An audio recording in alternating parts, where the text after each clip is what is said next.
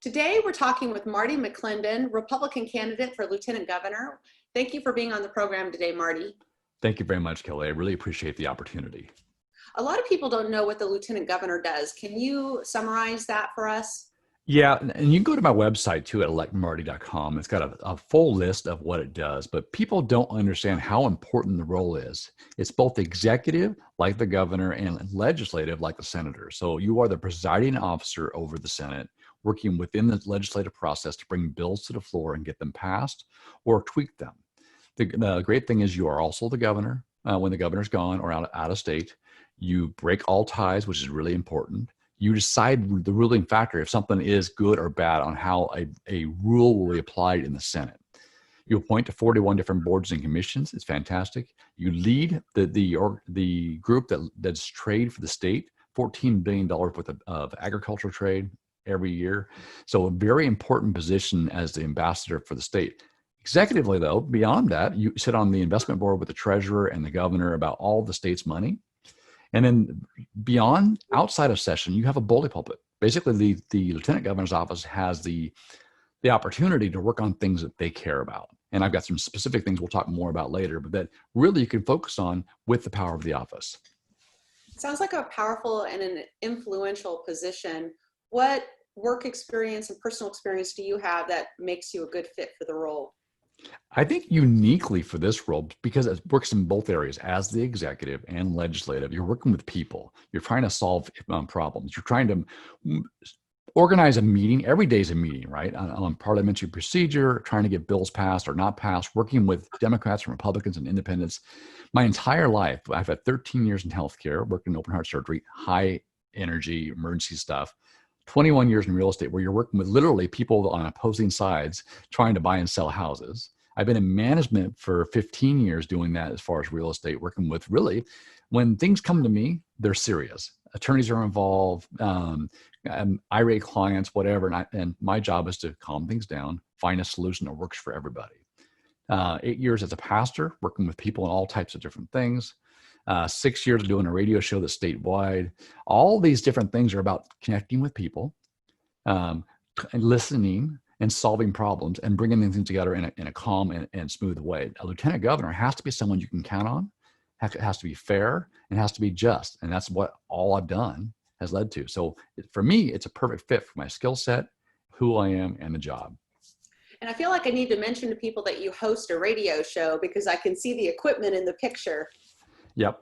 It's funny, during the campaign or during a campaign at one point in time, I was invited down to Salem Radio to do a radio show.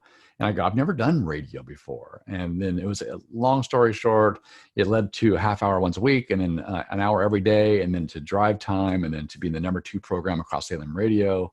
And now we're just doing one day a week, 13 stations across Eastern Washington at 10 o'clock in the morning, but still fun for an hour. Well, now you're in the hot seat to get questions and right guests on your show. I want to talk about two really hot topics for any political candidate, and that is abortion and gun rights. Can you share your stand on both those issues? Obviously, I ran as the most conservative candidate in 2016 and now running in 2020. I'm still the most conservative, meaning that I'm a staunch pro-life advocate. I think every life is valuable. I think God has created each person for a purpose, designed uniquely, that there's no one like you. And so I will advocate for life no matter what. And so that's just where I am and where I'll always be. And my faith guides that. When Second Amendment, I know the Second Amendment is the amendment that protects every amendment out there. There has been an ongoing attack from the federal level and the state level to take away our Second Amendment rights. I will fight like crazy to defend those because it does. Without that, you don't have your first or your fourth or your fifth or your 10th. Let's talk about government accountability, Marty. I hear it all the time. What kind of accountability would you bring to the office of Lieutenant Governor? What kind of impact would you have? Yeah, this is one of those campaign talking points that I use a lot, and I have a specific plan to actually bring change in state government agencies. The first thing is you model it yourself and from your office. But secondly is we have the state agencies that have a budget every year, and if they don't spend their money, they lose it. So at the end of every fiscal cycle, they blow money, right? We know this. We have state agencies that actually lobby for growth in their agency. There's no discernment on service to the public. I want to fix their budget so they can't lose it no matter what. I want to incentivize state agencies to save money and by rewarding them and tying some of it to a good cause like school construction funding. I also want to tie them to every public-facing state agency, DOL, DMV, LNI. When you deal with them, you should be able to survey the service you got from your government. And I want to work through legislation to do that, so they're held accountable that way. I know we're kind of quickly going through several different topics right here because I want people to get to know you. So I'm going to switch almost completely from what we were just chatting about. I'm going to ask about, homelessness is a big problem in our communities and across the state. What would your plan be to impact that? Now, we know homelessness is a huge issue. Drug addiction, mental health, there's many parts of homelessness that add to the problem we have. One of that is non-enforcement of laws. We're allowing people to kill themselves on the street, to camp, to break the law, and it's not right. It's not compassionate to allow someone to shoot up on the street, period. Number two, though, we've done a terrible job in the state for mental health care. We've allowed them to be out in the street and not have any care. Drug addiction is a huge issue. And then, of course, there's the housing issue itself. So each one you have to break down and deal with separately as they work together. But when it comes to specifically, you need to work with local jurisdictions, local nonprofits, local healthcare systems, and say, we need to triage the people in your community. And do they need mental health care? Then they get mental health care. Do they need housing? Fine, we get housing. Do they need drug addiction to be taken off? Let's do that. If they've been offered these services and can't, they need to be moved off the street and cleaned up and allow law enforcement to do their job of enforcing the law. Bottom line there is if you triage them first, you have the appropriate basically services for those people. Secondly, you tie into or partner with nonprofits like Salvation Army, who have a really high success rate. Government does things really poorly. We need to be empowering local nonprofits that do things really well and let them do it. Is this tied at all to that Pathways to Success, or what's that about? No, and it's funny, and I've talked about other things too, but Pathways to Success is we're failing our kids. And I say that from an education standpoint and from an opportunity standpoint. In the current world, we have an education system we've spent a lot of time talking about, where we can spend $15 billion a year to fund our education. That it's the same one we've had since World War II. That's called Core 24, which means it's designed by the University of Washington for every kid to go to college. But not every kid goes to college. The numbers bear out that 1 in 5, 20% of our kids drop out of high school before they graduate. That's terrible. That hasn't changed for decades. Of the 80% that graduate, 48% are math level according to the OSBA website, and 48.5% are at science level. So half of them aren't even at grade level for the grade. The third of them that actually go to college, half of them drop out, and the half that graduates, 54% are underemployed or unemployed in the job market they went to school for. It's terrible. At the same time, we have 7.1 million jobs in the trades no one can fill. We're importing our labor, we're importing our tech. We don't have to. What I want to do is change the Core 24 to allow our kids more opportunities to explore electives. I want to expose them to the trades, apprenticeships, and so forth in middle school and junior high.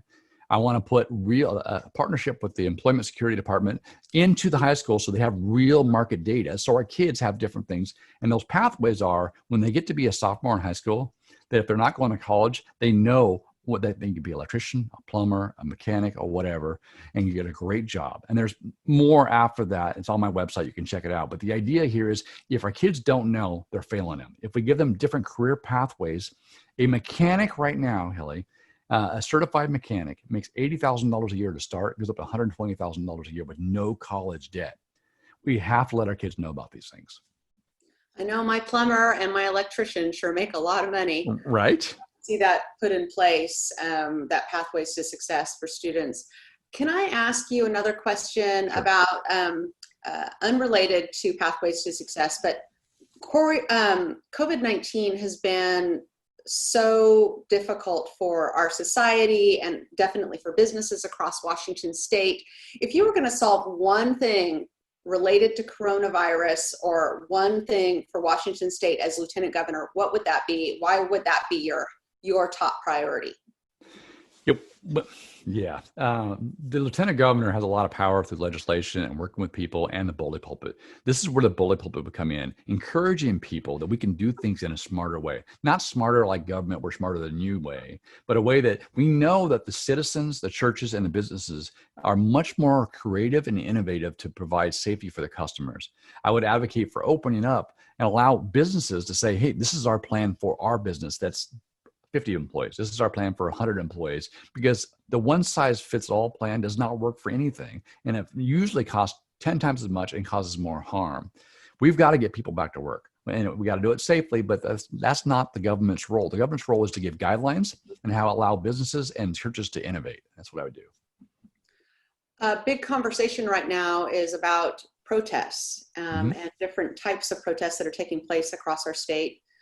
Starting with Reopen Washington and also the protests because of George Floyd's tragic death. Can you share what your thoughts are on the First Amendment and the right to peacefully assemble? Yeah, it's interesting because at any point in time, people will argue, I have the freedom of speech. And I go, but you also have the right to peacefully assemble. And so we're in this environment where I've been at several rallies talking about open up Washington, restore our churches, let us be innovative, let us trust the people to do the right thing. And we've been like, oh, hey, you can't go out, you're endangering other people. And now we have these riots and these rallies, and there's shoulder to shoulder. There's no rhyme or reason. And of course, that gets a different viewing. You have the right to peacefully assemble. That does never, it never gets rid of the law. Meaning you can't break the law because you are assembling peacefully. So when these riots break out into looting and violence, you're now breaking the law. The law isn't suspended. Just like during the homeless epidemic, what we're talking about earlier, is the law is not suspended. You still can't camp on the street. You still can't shoot heroin up legally, and yet it's allowed. We have to fix that. And so what I'm saying is I strongly and firmly support our First Amendment rights.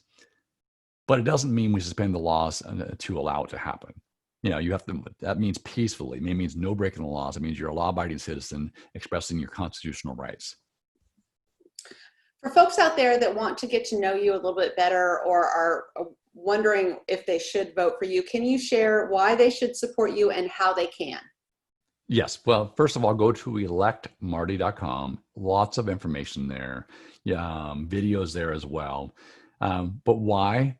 Because I'm a lifelong Washington resident, grew up in Eastern Washington, now live in Western Washington, father of 3, love my family. I'm fighting for the future of my family and your family and the kids to come. I have specific common sense solutions from a conservative perspective. I will always put God first. I will always fight for family. I will always fight for this country. And so if you can trust the person who's presiding over the Senate and who's the governor when the governor's gone, because you know their values, you know their character, that's me. And so I ask for your vote. I ask for your support.